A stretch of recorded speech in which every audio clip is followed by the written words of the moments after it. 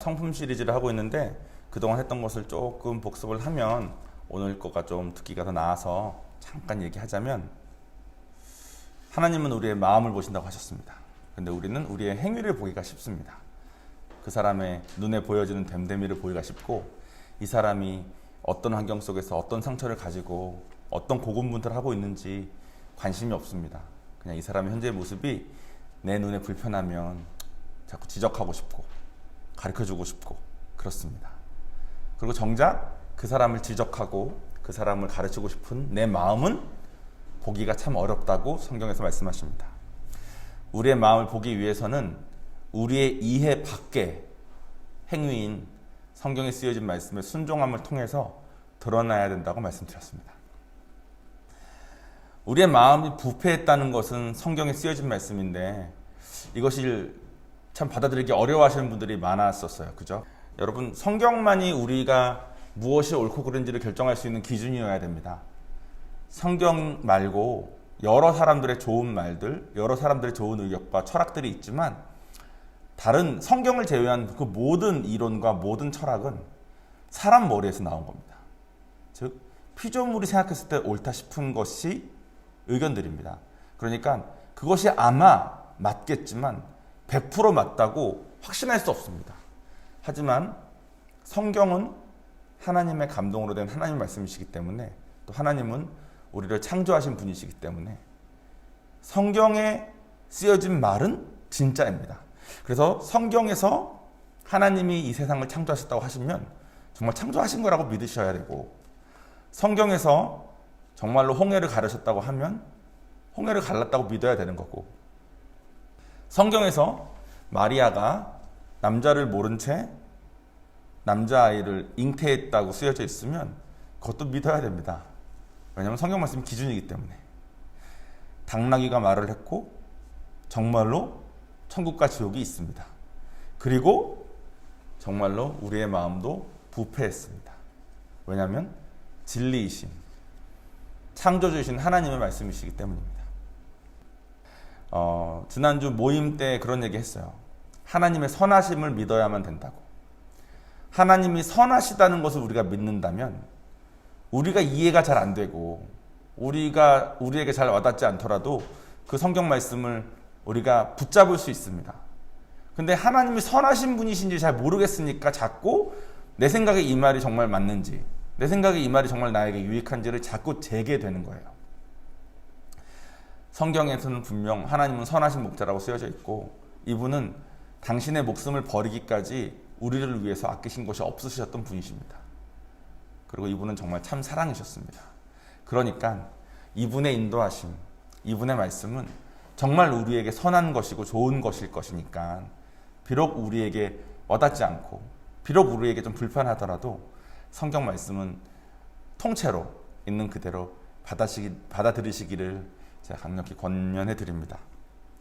이걸 통해서 성경 말씀 전체로 우리의 삶의 각 부분들을 조명하고 우리 삶의 각 부분들을 하나님 방향으로 틀어야 됩니다. 그것이 신앙생활이라고 저는 믿고 있습니다. 하나님은 선한 목자라고 그러셨잖아요. 성경 받고 나시면 여러분들이 아마 다 느끼셨을 텐데, 하나님은 우리를 선한 길로 인도하십니다.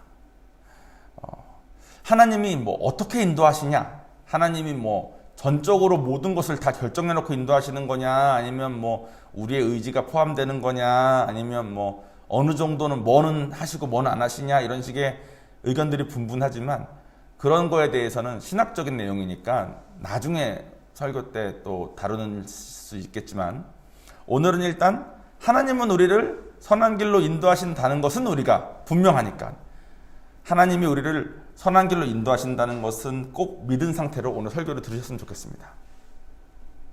예전에 제가 설교한 내용 중에 제가 알고 있던 어떤 세 자매 이야기 기억나십니까? 어떤 엄마가 세 자매를 키우는데, 언니한테는, 큰 언니한테는 눈빛만으로 이렇게 주고, 둘째한테는 소리를 질러서 혼내고, 막내는 때려서 키워서, 저랑 친했던 사람은 그 둘째였는데, 그 둘째 누나가 엄마한테 가서 물어본 겁니다. 엄마, 왜 우리 세 명을 이렇게 편애? 언니는 조용히 부드럽게 말하고 왜 나는 이렇게 혼내고 동생은 왜 이렇게 때리고 왜 이렇게 그렇게 해? 그랬더니 그 엄마가 말씀하시기를 너희가 다 너무 틀려서 언니는 눈짓만 줘도 알아서 하는데 너는 눈짓만으로는 도저히 안 되고 꼭 소리를 질러야만 되고 네 동생은 소리를 질러도 듣지 않고 때려야만 되더라. 즉 우리는 고집이 세고 하나님 말씀 듣기 싫어하고 내 마음대로 내 명철에 의지해서 사는 게 좋으니까 그냥 막 삽니다. 그럼 하나님께서 우리에게 여러 가지 방법으로 눈짓 같은 그런 섬세함으로도 인도하시고 속삭이는 걸로도 인도하시고 우리에게 외치시는 걸로도 인도하시지만 결국 대부분의 경우 우리에게 고난이 올 때까지는 우리가 안 움직이게 되기 쉬운 것 같아요. 그래서 하나님은 매일매일 우리를 위해서 당신의 지혜를 사용하셔서 각 사람에게 가장 알맞은 정도, 가장 알맞은 종류, 가장 알맞은 방법의 고난으로 우리를 인도하실 때가 많습니다. 그래서 하나님의 인도하시면 참 소망이 있습니다. 왜냐하면 하나님을 모든 것을 아시니까 우리 모두를 인도하실 때 획일화된 한 가지 방법으로 딱 정해서 우리를 거기에 맞추시는 게 아니라 각 사람에게 가장 알맞으신 걸로 인도하신다는 거예요.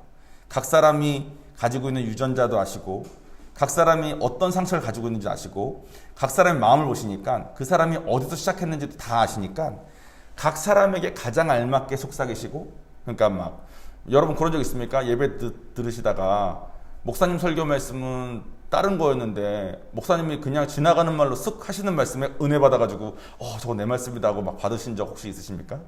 그런 식으로 하나님은 각 사람에게 가장 알맞은 그런 말도 안 되는 방법으로 역사하십니다. 각 사람에게 가장 알맞은 방법으로 외치시고 또 각 사람에게 가장 알맞은 고난도 허락하십니다. 그러니까 여러분이 지금 맞이하고 있는 지금의 삶 있죠. 지금 가지고 계신 그 문제들, 그 고난들이 여러분에게 가장 알맞게 하나님께서 그 지혜로 여러분이 하나님의 길로 돌릴 수 있게 허락하신 그 고난이라는 겁니다.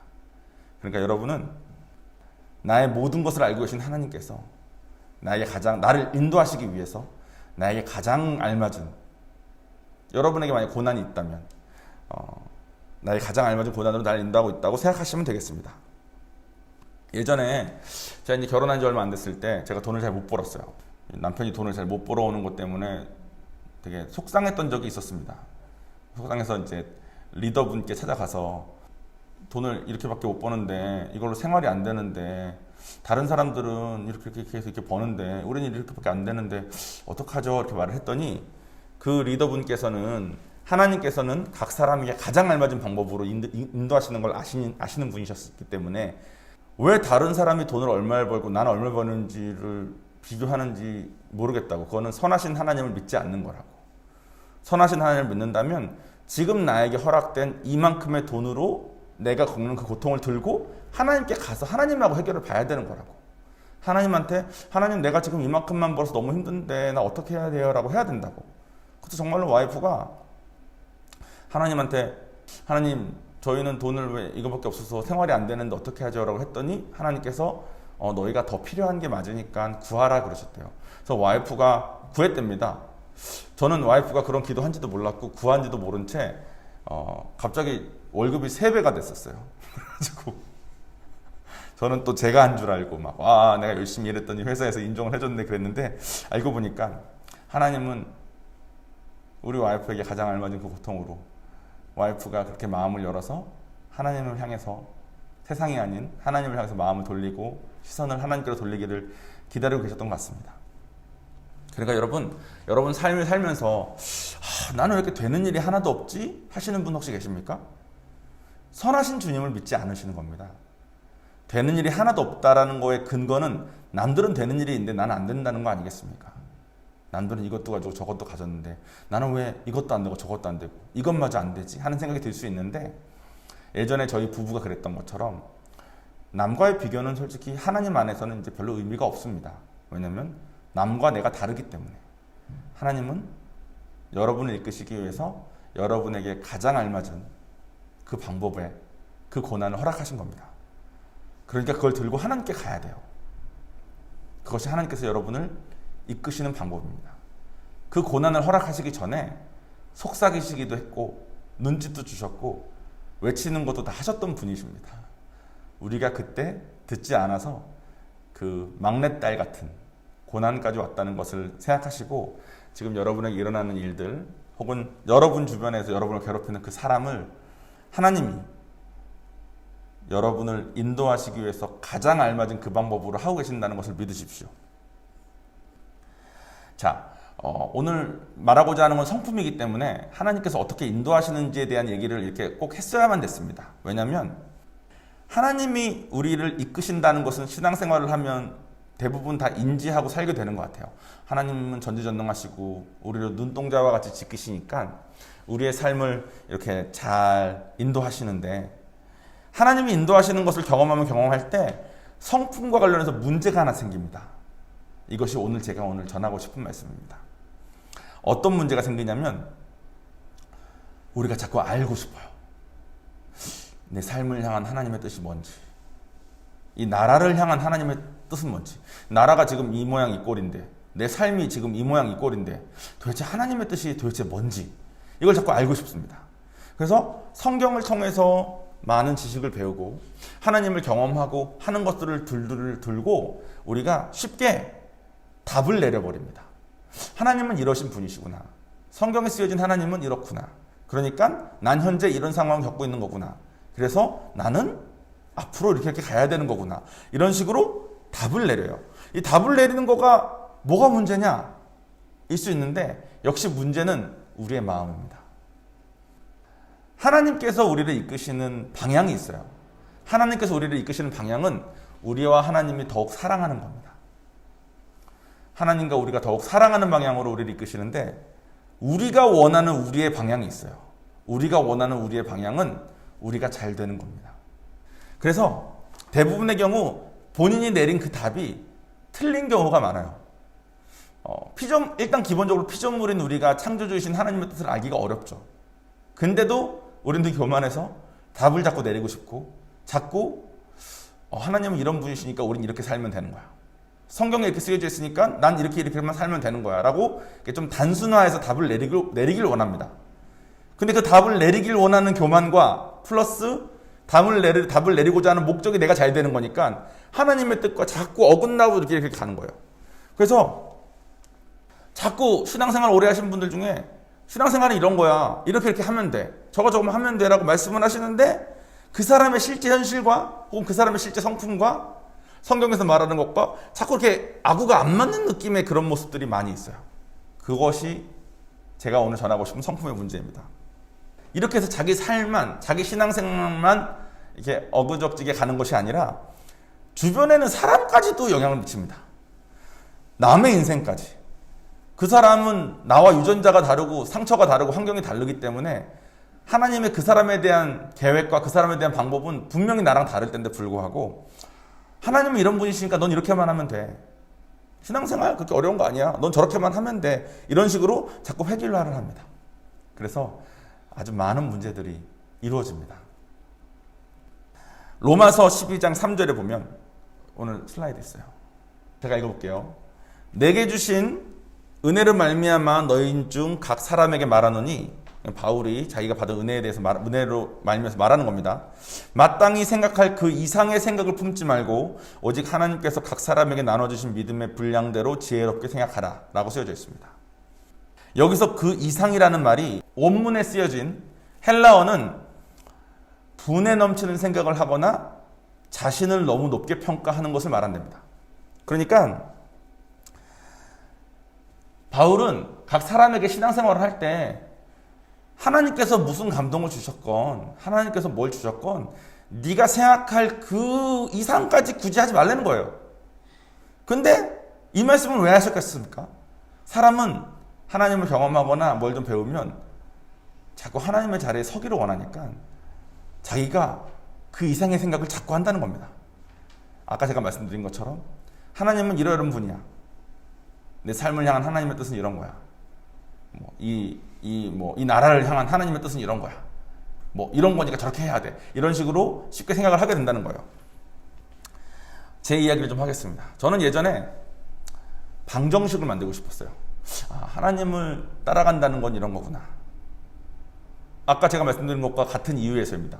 일단 교만해서 내가 그 이상의 생각을 품고 내 삶을 내가 주관하고 싶어서 하나님이 살아계신다는 게 믿어지니까 그럼 하나님이 어떤 분이신지를 알아서 내가 어떻게 살면 내가 잘 사는지가 목적으로 답을 내린 겁니다. 그래서 그때 제가 내린 답은 또 제가 실제로 많이 경험하고 축복도 많이 누리게 됐던 그 답은 하나님이 원하시는 것을 알고 그것을 하고 살자였습니다.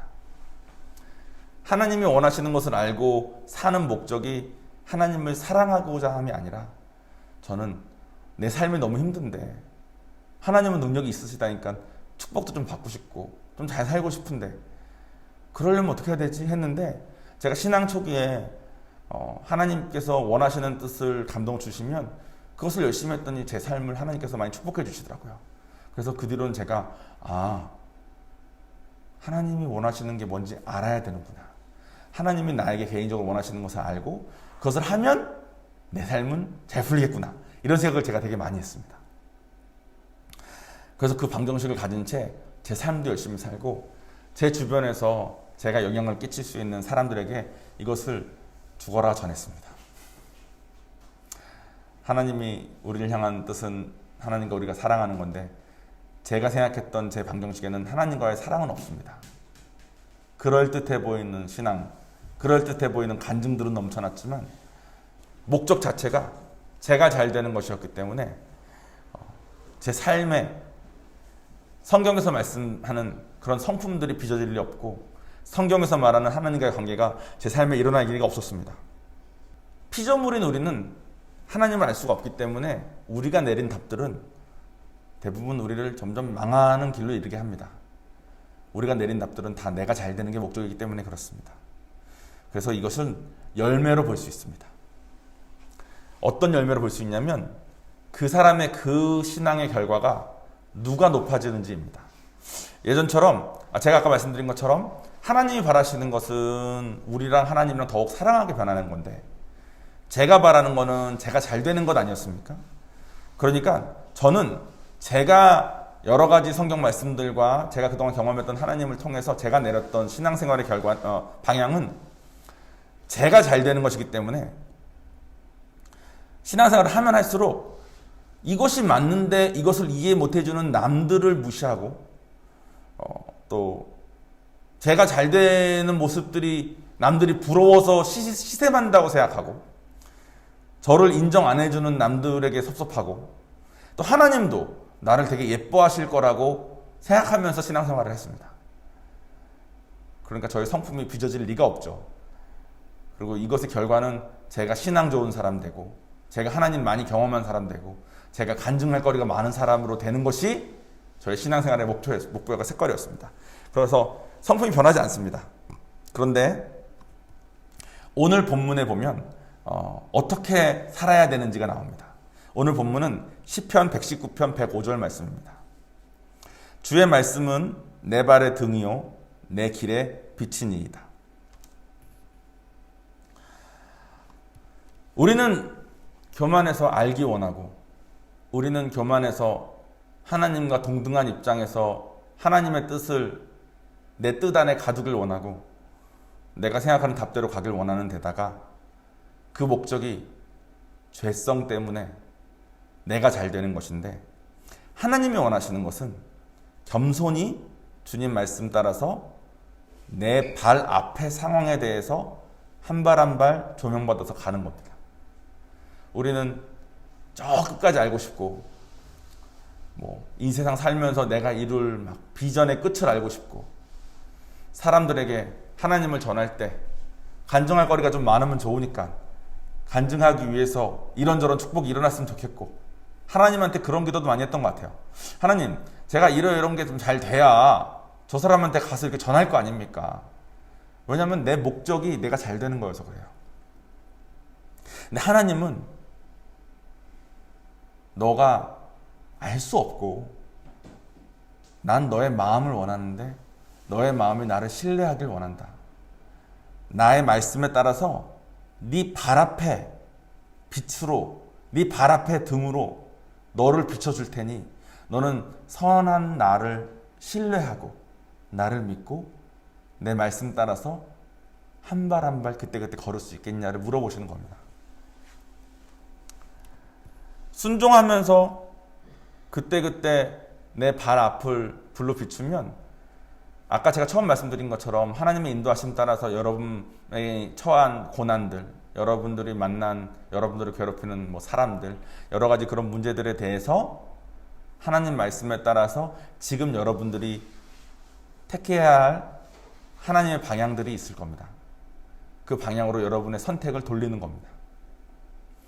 그 순종을 하시면 여러분의 마음의 부패함들이 여러분 발 앞에 있는 그 등에 비춰서 보여질 겁니다. 부패함이 보일 때마다 내가 할 수 없음을 인정하고 하나님은 선하신 걸 인정하고 한 걸음 한 걸음 방향을 트는 겁니다.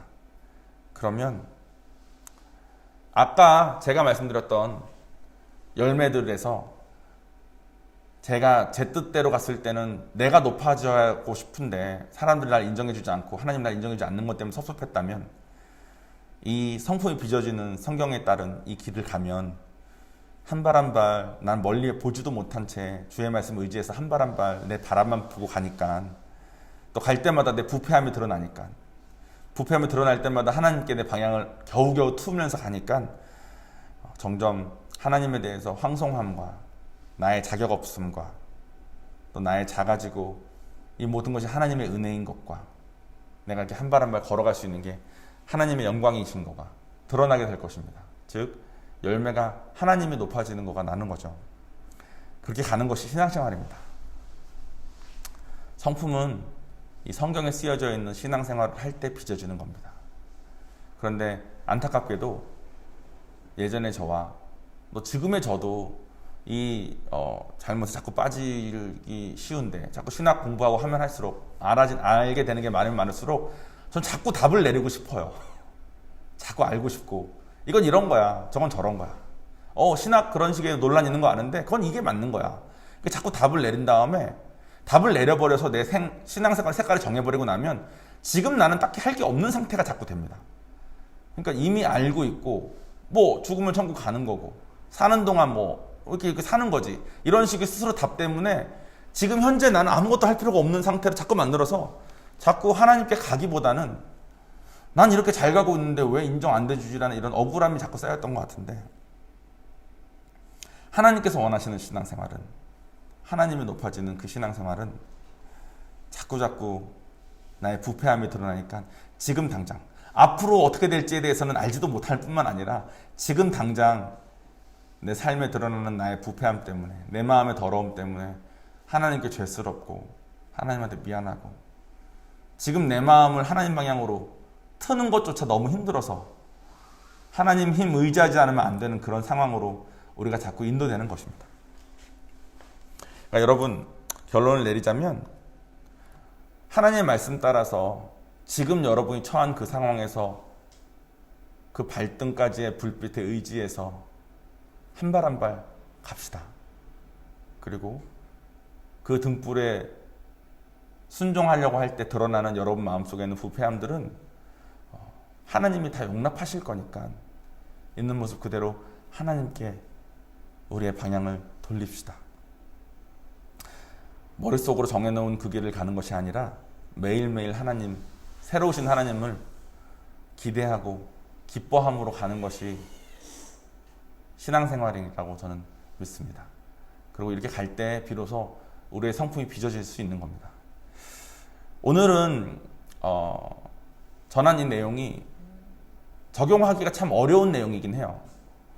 근데 이 컨셉을 개념을 잘 이해하시고 제가 다음 주, 다다음 주부터 이것을 어떻게 우리 삶에 적용하는 건지에 대해서 또 어떻게 우리가 우리 행위에 익숙해져 있고 내가 잘 되는 거에 익숙해져 있는 우리가 어떻게 하나님의 방향으로 틀 수나 있는지 그 전환을 어떻게 가질 수나 있는지 이런 거에 대해서도 하나하나 이 성품 시리즈 통해서 같이 다룰 테니까 또 저도 아직 이것을 배우고 계속 가고 있는 중이니까 우리가 함께 그냥 교회 열심히 나가고 기도 열심히 하고 성경 말씀 열심히 배우면서 나의 머리를 채워가는 신앙생활이 아니라 하나님께서 보시기에 기뻐하시는 우리의 삶이 거룩한 산 제산물이 되는 그런 성품이 빚어지는 신앙생활로 다 같이 갔으면 좋겠습니다.